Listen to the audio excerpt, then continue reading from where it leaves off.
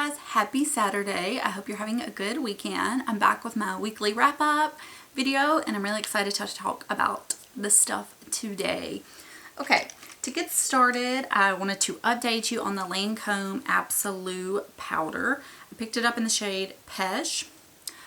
Okay, well, let me start off. Last Saturday, I think it was, my skin decided to take an absolute shit on me. I woke up and I could just tell that my rosacea was about to flare up. If you do not have rosacea, then you probably don't know what I'm talking about, but you can feel this extreme warmth in your cheeks. I mean, it just feels, you know how like when you're flushing, if you can feel the warmth coming and it just doesn't go away. And I could feel that and it was just getting redder and redder. And I started getting quite a few of the little pustules, which I have not suffered from in so long. And it's really discouraging because my skin had been doing so well. I mean, it had gotten so good to where I was actually, when I was waking up in the morning and I was looking at my face, because that's one of those things, I guess, when you have skin issues, when you wake up in the morning, you look at your face first thing, just hoping it looks good and hoping it looks better or it's gone away. And I had gotten to the point to where when I was looking at my face, I would even tell my husband, like, my face looks pretty good today. I mean, I was so happy with it. Well, I started getting some of the pustules and it was just so angry. And when your rosacea is flaring up like that, it physically hurts. Taking a shower hurts. Washing your face hurts because it's so inflamed. And I don't know, and it's still like really recovering. The week before, I had been outside all Saturday, so I had gotten some sun, and the sun can irritate it. But that was a week later, so I'm not sure if that had anything to do with it.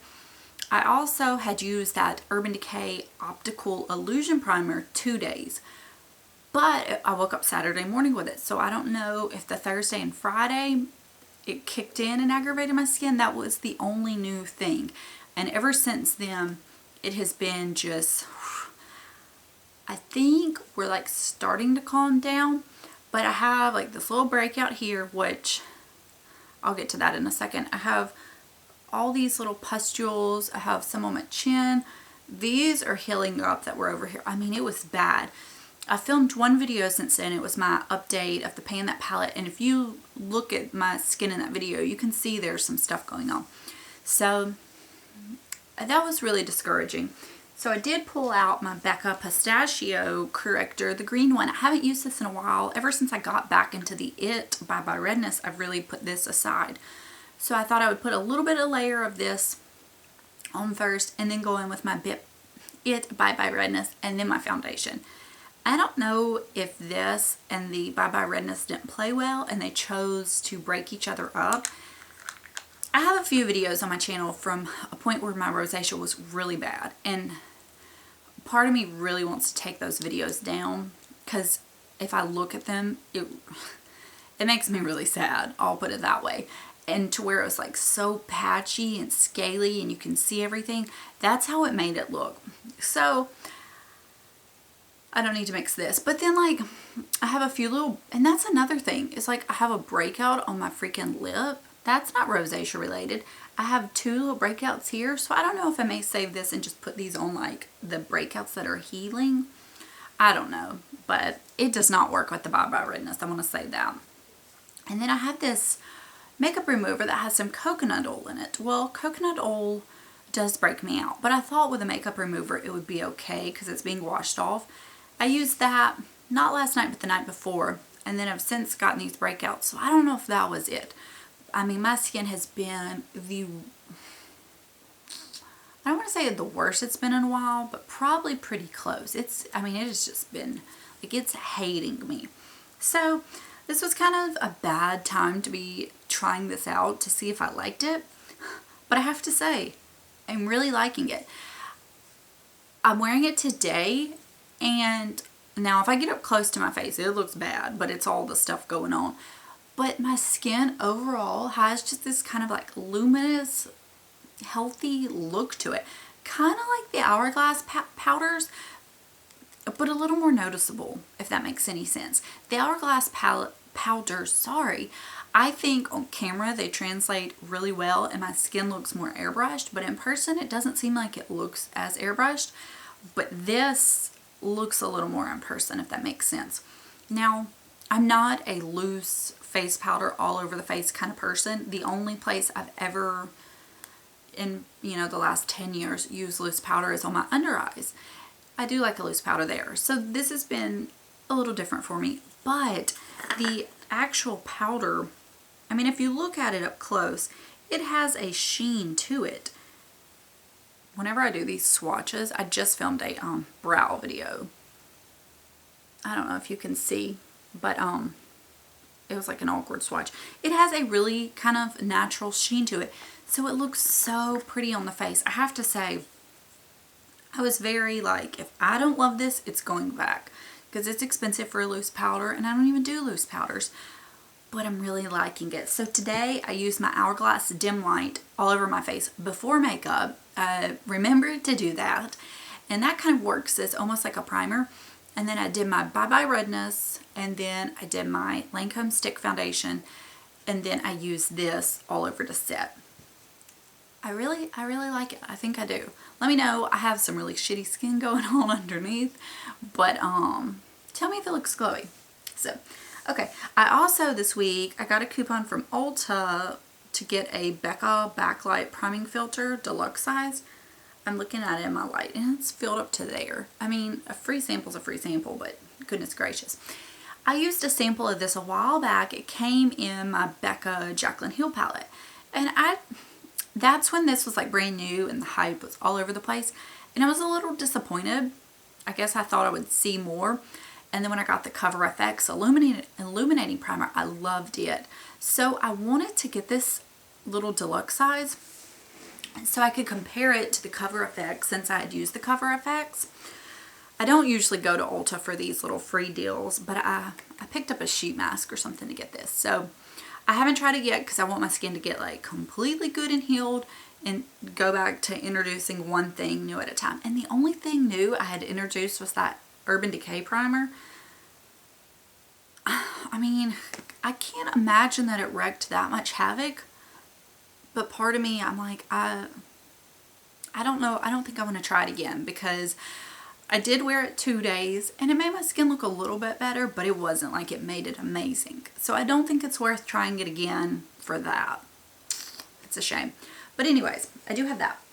Then I placed a Derm Store order last week or the week before for a few things I needed to pick up. I knew I would be using up my under eye corrector pretty soon in the 7 by Spring challenge, and this was, I didn't have any more. It's such a good feeling to like be out of something and get to decide, what do I want to purchase now? So I picked up the Becca Under Eye Brightening Corrector, which was something that had been on my radar for quite a while, but I was making myself wait till I needed something, and I had a 20% off code. And this, it comes in one shade. I've actually never been able to try this before. I've never been lucky enough to get a sample, and I tried it today for the first time under my eyes, and I think I like it. I can't say I like it more than the Bobbi Brown, because the Bobbi Brown one was pretty good, but I do really like it. It has that very sticky, kind of tacky consistency like the Bobbi Brown. I don't think that I necessarily need an under eye corrector, but I think it makes my under eyes look better, if that helps you out. I don't have bad dark circles, but it just brightens it and makes it look even better. So far so good. I also needed I don't think I talked about this in my hair care products video. I always do a double cleanse on my hair because I don't wash it that often. And the one in my shower is actually a Suave Shine shampoo, and I use that as my first cleanse, and it works fine, but I'm almost out of it. And I did decide to pick up a more green eco brand, and I got the Evolve H Ultra Shine Moisture Shampoo. So I have not tried this yet. I have probably a few days left of the Suave, and then I will be able to move on to this. I'm definitely trying to be more green with my product buying. I'm definitely starting in the skincare and hair care and body care realm first. I think that's just a little bit easier. Color products are something that's just really hard to transition completely to. But I do, on the Think Dirty app, I do check all my products to see which ones are like, okay, these are not. Some things I really love, it's hard, I don't know. So I did pick this up, and I'm excited to try it out. And then last but not least from there, this was a total purchase based on Lipstick Lady, Sam at Home. She did a video with this, and it's the RMS Swift Shadow in GR19. And this is my first eco color product, I think, especially at least powder eyeshadow for sure. RMS face products have coconut oil in them, so I don't really want to use them. So this is the shade. She did an eye look with this, and it was stunning that I had to pick it up. I actually kind of forgot about it, and this morning I did just like the lightest layer over the Clinique Ample Amber shadow stick. So I don't know how well it's picking up, but it is a very, very pretty color. I looked in my single shadow collection and I didn't see anything quite like this. I don't think anything in the Anastasia palette is a dupe to this, but I feel like I could find a dupe somewhere. But online there wasn't a whole lot of swatches of it for me to decide. So far I'm pretty impressed. I think it retails for $20, so with my discount I paid about $16 for it. So that's not bad. So I'm excited to try it out some more. I really love these colors on my eyes. Okay. Then for my nails this week, and this is something I think I've talked to y'all about in videos before. Okay, what color is this? Oh, it's supposed to be a red.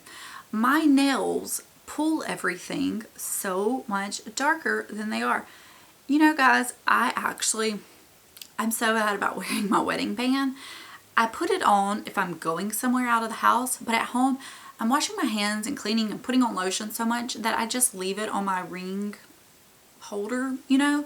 So when I'm filming videos, I'm at home obviously, so I don't already have it on. So I just did want to say that.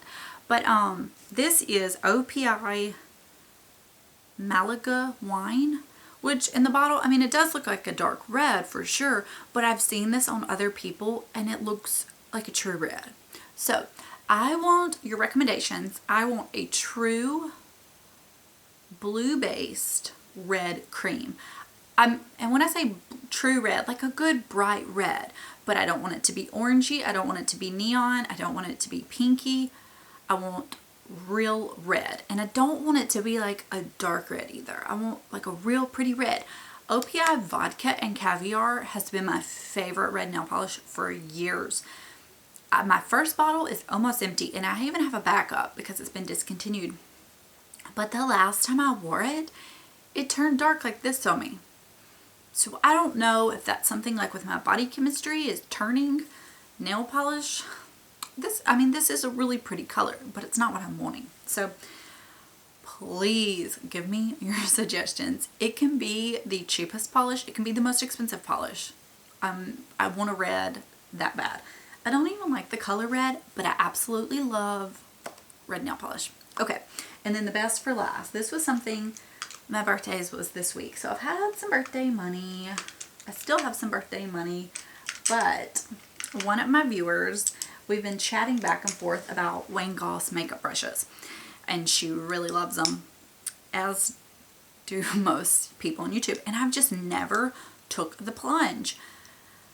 I don't know why. I love my MAC brushes. My MAC brushes, like this 239 and 217, for example, they are at least 10 years old.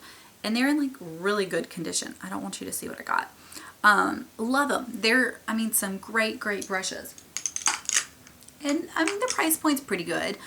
So, the Japanese brushes are apparently just so superior. I hadn't done a lot of reading, and I have had the Hokuhodo S110 brush. It's a blush brush. I've had this for a long time, at least 5 years, and I really like it. It's one of my favorites.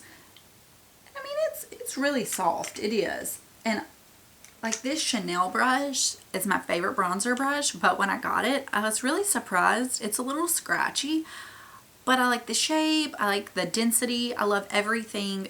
The shorter handle. that I was okay with it because it put my bronzer on well. I mean, it wasn't like the softest thing on my face, but it wasn't irritating me either.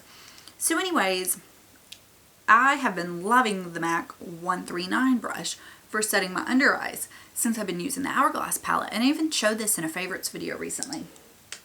Well, I decided to get the Wayne Gall's 02 brush since I had been loving this one so much. There is a difference in the size. You can see the MAC one is larger.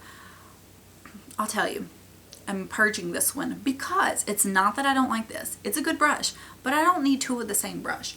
That's part of my like whole decluttering thing, is I just don't need multiples of the same thing.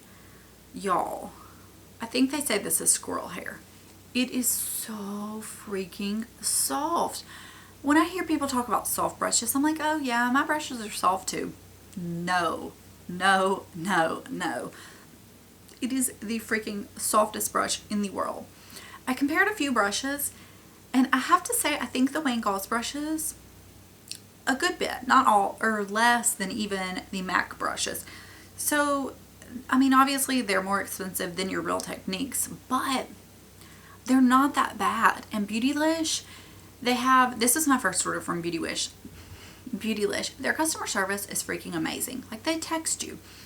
But it's free shipping over $35, and then if you hit 100, you can split it into payment plans, I think. Kind of like QVC. I'm not sure about. So I really think it's worth checking out some of theirs. And then I also got the 06 brush because another lovely lady on YouTube, what is her channel name? Daisy Girl? That Daisy Girl? I'll try to remember to link her. She talked about these in her 2016 favorites, and I believe she said the 06 was her favorite, or maybe we talked about it. I can't remember. And I picked this one up. It's a squirrel hair brush as well, I believe. Oh my gosh. Now, I do love this, but I'm not as, it's not that I'm not impressed. It's just, it's so soft that it's like, I don't know. It would be good for blending out eyeshadow or doing creases, I guess, but it's not good for packing on the shadow. You can use it to apply shadow to the lid for sure, but I'm so spoiled by my MAC 239 brush as far as packing on shadow goes. This sucker packs on shadow like there is nothing else. Part of me wants to get another one, but I'm like, why? This one's in perfect condition. Anyways, so for packing shadow, I don't think this is going to be the brush, but for blending it out or in the crease, words cannot do justice for how soft these are. Like, they are so freaking soft. So if you have any Wayne Gall's brushes that you think are a must-have, tell me, because I may possibly want another one or two. There's a few face brushes that I'm thinking about, but I don't know. I don't know, because I'm happy with my face brushes too. And like I said, this Chanel bronzer brush, I don't know if a soft one would do me as well, because this one's so like sturdy and stuff. And that Tom Ford bronzer brush will always haunt me. One day. So anyways, that is all for this week. I hope it wasn't too long. Oh, a few entertainment things. The This Is Us season finale aired Tuesday on my birthday. Guys, I don't know. What do you think about it? Also, I'm finally caught up on Nashville. I was a few episodes behind. If you watch it, thank gosh I'm out of the loop and I don't follow gossip stuff that much anymore, because I had no idea. And then what was it? Trial and Error is a new show. It's on NBC. It came on after the This Is Us finale. It was pretty funny. I mean, I don't know how it's gonna like have longevity, but it kind of reminded me of Arrested Development and The Office together. It was pretty quirky, very, very interesting. Tell me if you watch that. And what else? I think that is it that we've been watching. We recently binged, I don't know if I told y'all, The People versus OJ, or whichever one that has Cuba Gooding Jr. in it. Oh gosh, my husband was like, he is so stupid. He is so stupid. But I kind of enjoyed that. So anyways, if there's anything you've been watching lately, tell me. Because every show, oh my gosh, the Vampire Diaries had their series finale last Friday. I can't even talk about it yet. It's still too raw. Still too raw for me to talk about.